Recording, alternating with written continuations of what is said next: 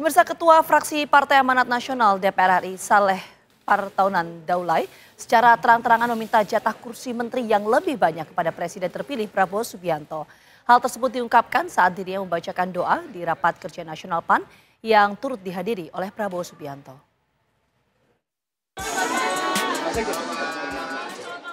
Ada yang menarik saat Presiden terpilih Prabowo Subianto menghadiri pembukaan Rapat Kerja Nasional dan Pemenangan Pilkada 2024 Partai Amanat Nasional PAN.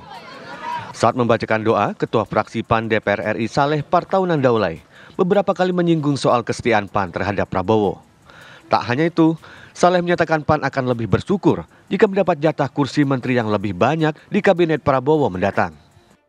Ya Allah, ya Tuhan kami, Engkau mengetahui bahwa Partai Amanat Nasional adalah partai yang paling setia, partai yang paling loyal, dan partai yang paling teguh dan konsisten untuk mendukung Bapak Prabowo Subianto agar menjadi Presiden Republik Indonesia.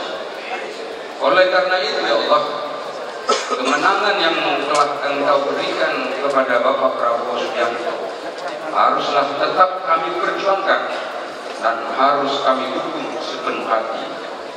Ya Allah, kami meyakini bahwa Bapak Prabowo Subianto sudah merencanakan akan memberikan beberapa posisi bagi kader-kader terbaik Partai Amanat Nasional untuk kabinet mendatang.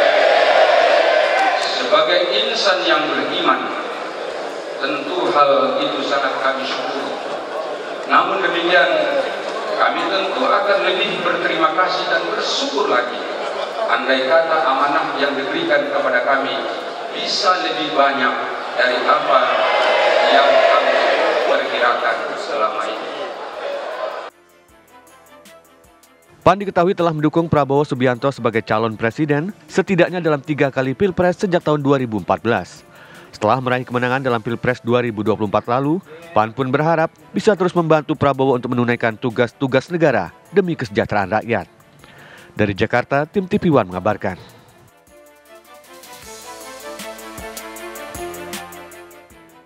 Presiden terpilih Prabowo Subianto memuji doa yang disampaikan oleh Ketua Fraksi PAN DPR RI Saleh Partaunan Daulay di Rakornas PAN. Menurutnya doa politik tersebut sebagai bentuk kreativitas. Prabowo juga mengucapkan rasa terima kasih atas kesetiaan dari Partai Amanat Nasional yang sudah belasan tahun mendukung dirinya. Ketua Fraksi PAN di DPR RI, Saudara Saleh Daulay, yang kali memimpin doa politik yang kreatif kali. Kalau orang Medan bilang masuk itu barang. Saya sangat terima kasih dengan kesetiaan PAN 15 tahun tanpa pamrih. Dalam setiap kita bergabung, PAN tidak pernah minta apapun,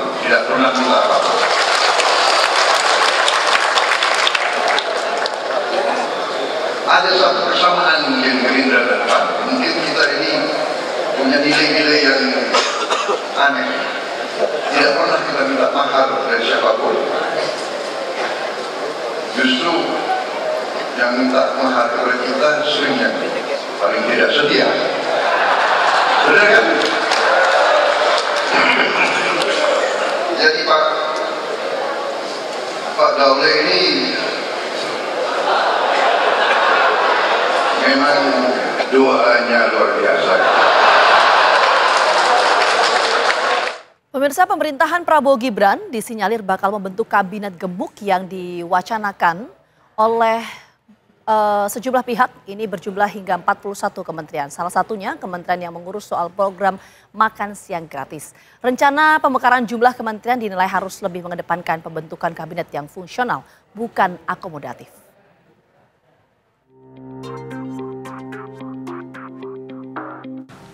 Komisi Pemilihan Umum telah menetapkan pasangan Prabowo Gibran sebagai presiden terpilih pada Pilpres 2024.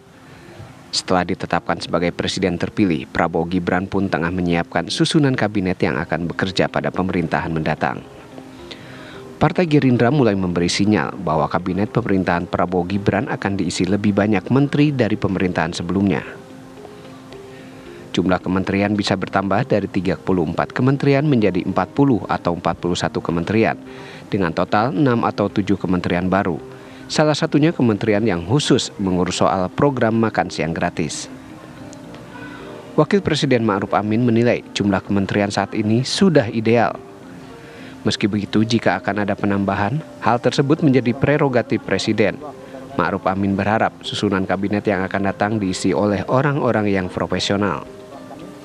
Setelah acara halal bihalal, ya, tentu harus diisi oleh profesional. Ya, cuman profesional itu bisa dia merepresentasikan partai-partai politik, bisa juga yang lainnya. Nanti tergantung tentu negosiasinya. Jumlahnya memang kalau sekarang ini kan 34, itu cukup ideal dalam rangka kita kajian waktu itu sudah cukup.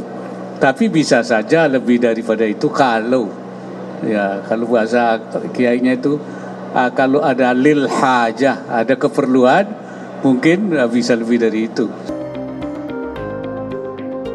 Sementara itu, analis politik Ujang Komarudin menilai Prabowo sebaiknya lebih mengedepankan pembentukan kabinet yang fungsional, bukan yang akomodatif. Kalau Pak Prabowo mampu menyatukan, ya tentu akan bagus. Kinerjanya akan baik dalam orkestrasi kepemimpinan Prabowo Gibran.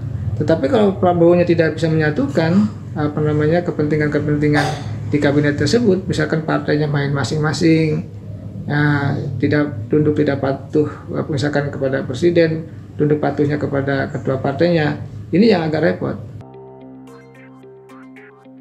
Jika jumlah kabinet mencapai 40 kementerian, pengamat politik Henry Satrio menilai bahwa hal tersebut lebih mementingkan bagi-bagi kekuasaan bagi partai-partai pendukungnya.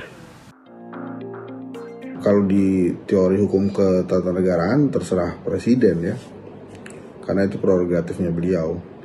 Tapi kalau kemudian jadi 40, memang terlihat lebih mementingkan bagi-bagi kue kekuasaan bagi para partai-partai pendukungnya. Menyusun kabinet gemuk memang hak dari presiden terpilih. Namun setidaknya akan melahirkan resiko politik lanjutan yang perlu diantisipasi. Tim TV One mengabarkan.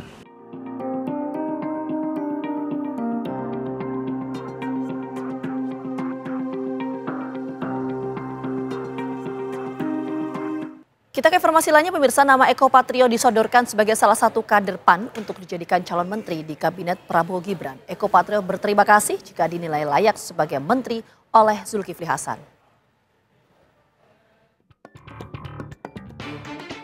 Partai Amanat Nasional selaku salah satu partai pengusung Prabowo Gibran ikut menyodorkan sejumlah nama untuk masuk dalam susunan menteri di kabinet Prabowo Gibran. Ketua Umum PAN Zulkifli Hasan sempat menyebut salah satu nama kadernya yang dinilai layak masuk jajaran kabinet adalah Eko Patrio. Nama komedian itu mulai ramai disebut-sebut bakal jadi salah satu andalan PAN untuk bercokol di kursi menteri pemerintahan Prabowo. Mas Eko itu clue-cluenya mau kemana sih Pak Zulhas? Oh ya, nantilah kita lihat ya. Siap Bapak. Politik kan dinamis. Di Jabar Pak. Sementara itu, Eko Patrio berterima kasih kepada Ketua Umum PAN Zulkifli Hasan yang sudah menilainya dan disodorkan sebagai calon menteri. Meski begitu, Eko menyadari jika susunan kabinet adalah hak prerogatif presiden. Kalau digadang-gadang jadi menteri, ya yang pertama saya mengucapkan terima kasih lah sama Ketua Umum kita, yaitu Pak Zulkifli Hasan. Kerja-kerja kita semuanya diapresiasi gitu ya. Kalau terucap nama Eko Patrio, terima kasih sekali. Tetapi kembali lagi bahwa sepenuhnya hak prerogatif dari Bapak Presiden dan pengusulnya dari Ketua Umum. Selain sudah berkecimpung cukup lama sebagai politisi senior, Eko Patrio dinilai memiliki pengalaman yang mumpuni sebagai anggota DPR selama 3 periode terakhir. Dari Jakarta, Aurelia Zafira, Adin Hudaya, TV One mengabarkan. Jangan kemana-mana pemirsa, kabar pemilu akan kembali hadir saat lagi untuk Anda. Tetap bersama kami.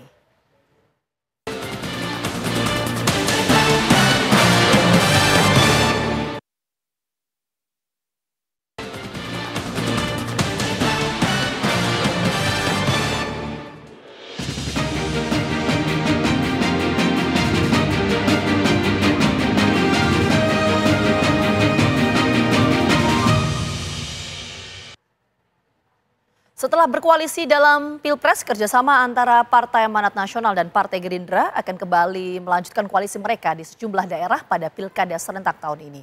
Ketua Umum PAN, Zulkifli Hasan menyatakan bahwa PAN akan terus beriringan dengan Partai Gerindra.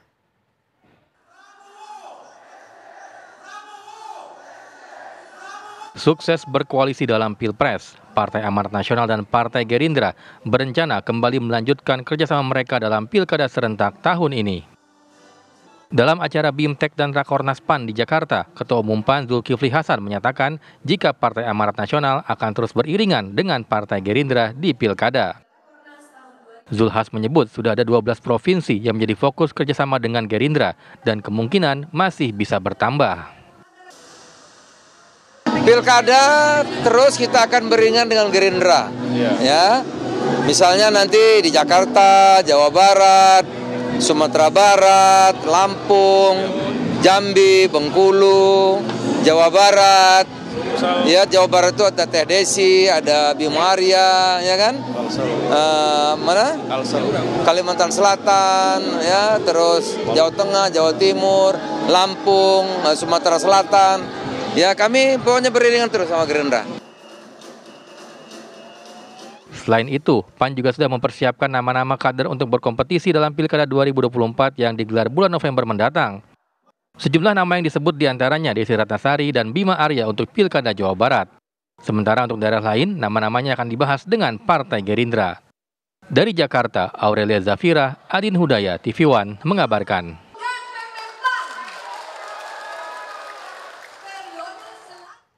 Apa saja yang dihasilkan dalam Rakornas PAN? Kita akan langsung tanyakan kepada reporter Felicia Amelinda. Felicia, apa hasil Rakornas PAN hari ini?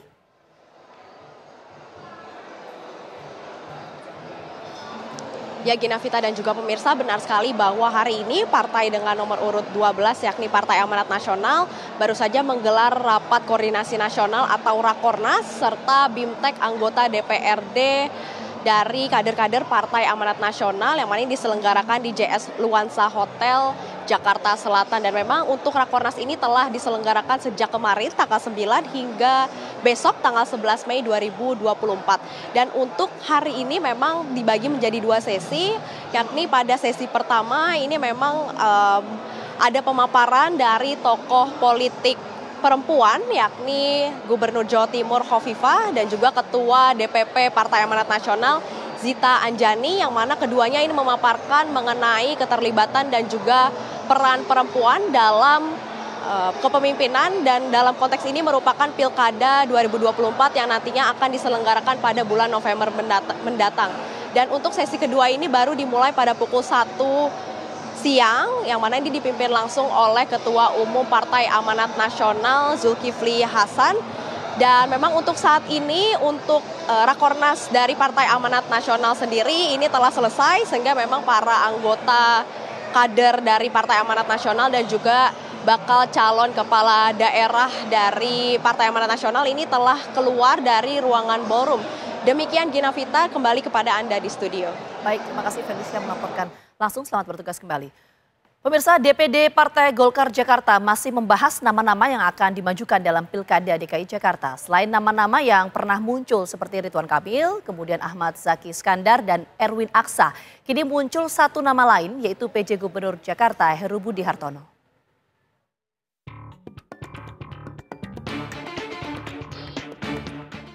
Menjelang gelaran Pilkada Jakarta, Partai Golkar kian gencar melakukan konsolidasi internal untuk menjaring nama-nama calon gubernur Jakarta.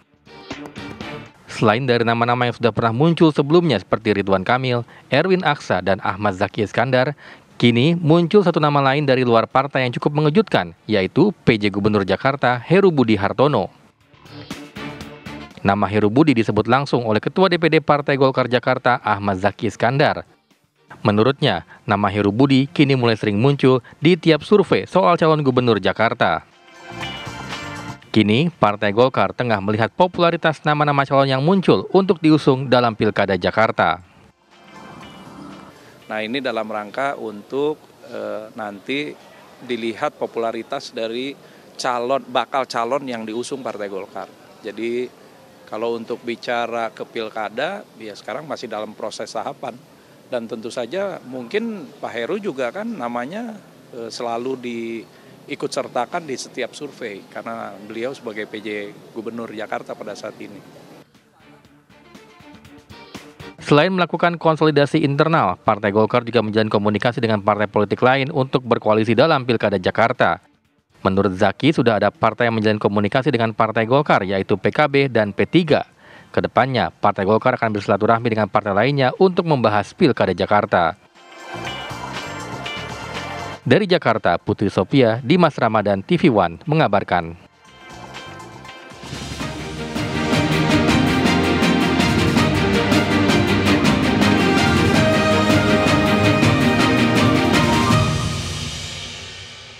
Informasi seputar Pilpres dan juga Pilkada akan kami hadirkan kembali untuk Anda. Usai jeda, tetaplah bersama kami.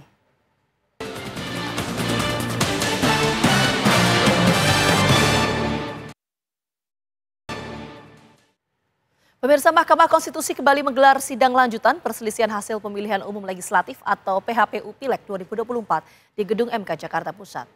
Dalam sidang, Mahkamah Konstitusi memberikan kesempatan untuk mendengarkan jawaban dari pihak termohon, Partai Golkar, dan pihak terkait Komisi Pemilihan Umum atau KPU.